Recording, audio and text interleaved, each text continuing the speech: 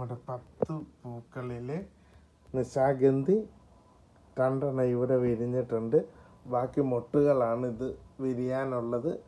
10 മൊട്ടുകളാണ് മൊത്തം വരാൻ പോകുന്ന ചെറിയ ഈ ഒരു ചെടിച്ചട്ടിയിൽ നിന്ന്. അതിന് ഞാൻ അതിൻ്റെ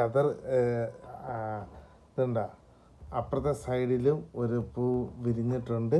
ഇങ്ങനെ ഈ രാത്രിയിൽ 3 നിശാഗന്ധി പൂക്കളാണ് വിരിഞ്ഞിരിക്കുന്നത്. ഓൾറെഡി സന്ധ്യാസമയത്ത് നിശാഗന്ധി, ഞങ്ങളുടെ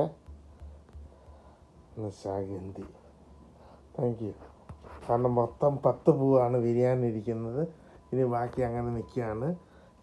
അതേണ്ട അടുത്ത വേറൊരു മൊട്ട്, ഇത് വേറൊരു മൊട്ട്, ഇനി വേറൊരു മൊട്ട് അവിടെ അങ്ങനെ അതിൻ്റെ ഇടയ്ക്കൊരു മൊട്ട്. അങ്ങനെ 10 മൊട്ടുകളാണ് വിരിയാനിരിക്കുന്നത്. Okay, thank U.